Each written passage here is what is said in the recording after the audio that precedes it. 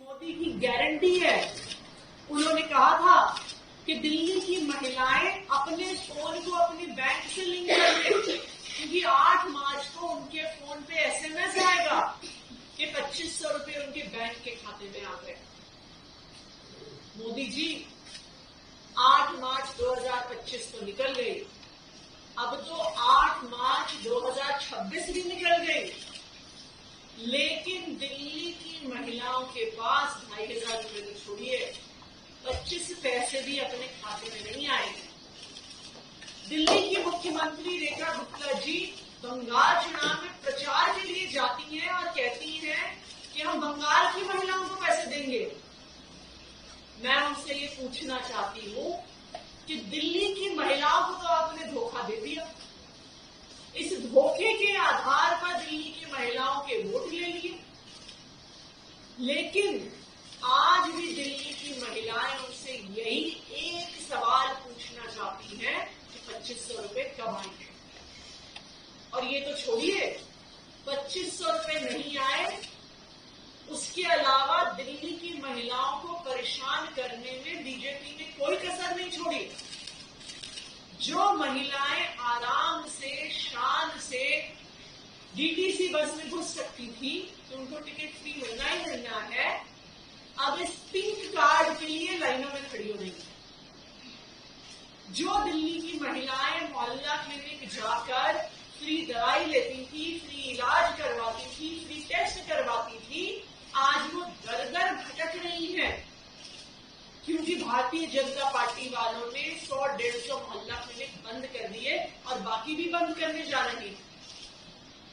तो आज इस सत्र में, इस एक दिवसीय सत्र में हमारा बीजेपी से एक ही सवाल है कि 2500 रुपए कब आए। जैसा कि बता रहे हैं कि लगातार हम देख रहे हैं कि दिल्ली विधानसभा का उपयोग केवल भारतीय जनता पार्टी अपनी तुच्छी राजनीति के लिए कर रही है। दिल्ली के लोग, दिल्ली की महिलाएं परेशान हैं। दिल्ली की मुख्यमंत्री बंगाल जाकर चुनाव प्रचार में कहती है कि बंगाल की महिलाओं को पैसे मिलेंगे।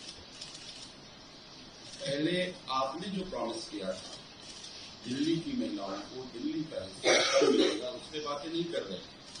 एक और झूठ दिल्ली की मुख्यमंत्री बंगाल जाकर कर रहे हैं।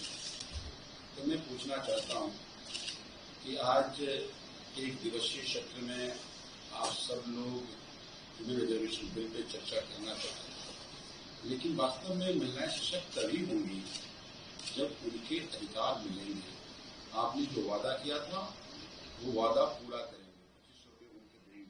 आज दिल्ली में बहुत सारी जिन महिला जिनको वीडियो पेंशन मिलता था, बुजुर्गों का पेंशन मिलता था, आज उनको नहीं मिल रहे हैं। ऐसे में महिला कैसे सर्व होगी? तो मुझे लगता है कि दिल्ली विधानसभा एक ऐसी जगह है जहां दिल्ली की जनता को उम्मीदें रहती है कि हमारे विषय पर चर्चा होगी। तो इस तरह की अपनी राजनीतिक कुंठा को पूरा करने की जगह दिल्ली विधानसभा कम से कम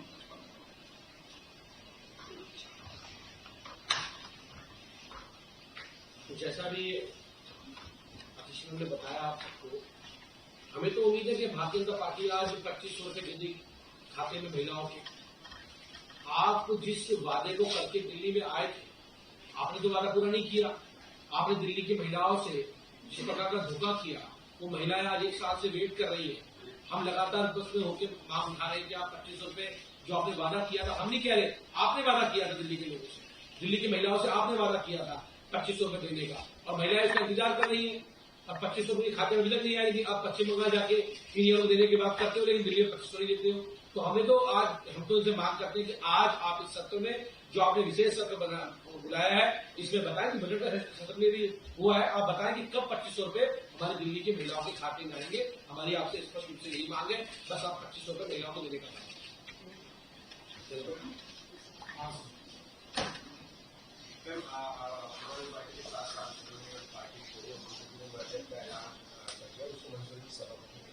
इस पूरे जो घटनाक्रम पार्टी में हुआ है, इसको आप किस तरह से देख रहे हैं, कैश करते हैं?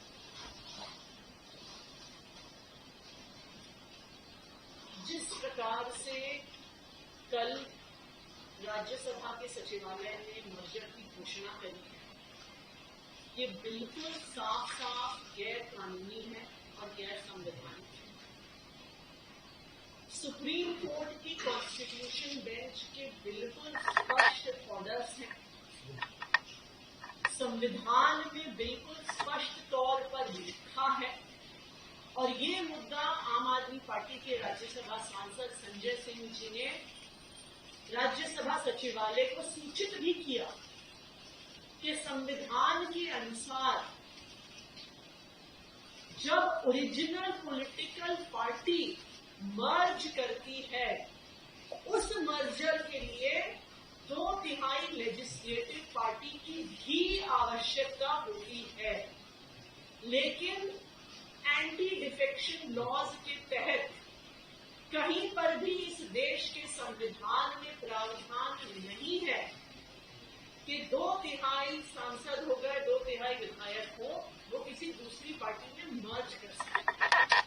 लेकिन भारतीय जनता पार्टी को क्या फर्क पड़ता है? भारतीय जनता पार्टी को तो सिर्फ साम दाम दंड भेद से इस देश के संविधान को खत्म करना, इस देश के लोकतंत्र को खत्म करना। आप एक तरफ देखिए, पश्चिम बंगाल में हम देख रहे हैं कि किस तरह से इलेक्शन कमीशन का दुरुपयोग करके किस तरीके से लाखों वोट काट कर चुनाव जीतने की कोशिश कर रहे हैं। एक तरफ से उस इंस्टीट्यूशन का मिसयूज हो रहा है। हमने देखा है कि किस तरह से सीबीआई और ईडी का मिसयूज लगातार भारतीय जनता पार्टी की केंद्र सरकार करती रही है। तो ये बिल्कुल साफ है कि बीजेपी का एक ही मकसद है कि हर इंस्टीट्यूशन को गलत तरीके से इस्तेमाल करके, अपनी गुंडागर्दी के लिए इस्तेमाल करके उनको लोकतंत्र को खत्म करना। उनको कोई फर्क नहीं पड़ता कौन चुन के आया, कैसे चुन के आया, जनता ने अपना जनादेश किसको दिया, अपना वोट किसको दिया। उनको बस तोड़ फोड़ के माध्यम से, खरीद फरोख्त के माध्यम से, साम दाम दंड भेद के माध्यम से बस अपनी सरकार बनानी है और अपनी सरकार चलानी है। लेकिन मैं बीजेपी को बता दूं, मैं प्रधानमंत्री नरेंद्र मोदी जी को भी बता दूं कि दुनिया का इतिहास बताता है कि जितना ज्यादा अत्याचार करोगे उतना बुरा अंत होगा। और अब ये बिल्कुल साफ है कि बीजेपी और मोदी जी की राजनीति की अंत का समय आ गया है, इसलिए उनका अत्याचार बढ़ गया है। लेकिन इस दुनिया के इतिहास में जब जब भी किसी का अत्याचार बढ़ा है तो उस अत्याचार को खत्म करने वाला पैदा हुआ। किरण रिजिजू ने कहा है कि आम आदमी पार्टी का सिर्फ वो लोग जो एक साथ मिलकर इलीगल एक्टिविटीज करता है, सिर्फ वो बचा रह गया है। जो लोग आम आदमी पार्टी से परेशान हो गए थे वो छोड़कर जा चुके हैं।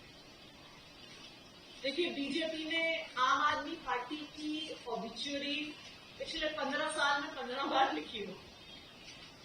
अरविंद केजरीवाल की राजनीति खत्म हो गई, ये बीजेपी हर 6 महीने में ऐलान करती है। लेकिन आम आदमी पार्टी अरविंद केजरीवाल जी के नेतृत्व में देश की फास्टेस्ट ग्रोइंग नेशनल पार्टी है, जिस पार्टी ने मात्र 10 साल में दिल्ली में सरकार बनाई, 3 बार सरकार बनाई, पंजाब में पहली बार चुनाव लड़के प्रिंसिपल ऑपोजिशन में आए, दूसरी बार लैंडस्लाइड मेजॉरिटी से जीते, गुजरात में विधायक जीत के आए, गोवा में विधायक जीत के आए, जम्मू कश्मीर में हमारा एक विधायक जीत के आया। ये साफ दिखाता है कि इस देश के लोग विकल्प की तलाश कर रहे हैं। इस देश के लोग एक अलग राजनीति की तलाश कर रहे हैं और वो विकल्प आम आदमी पार्टी बन रही है।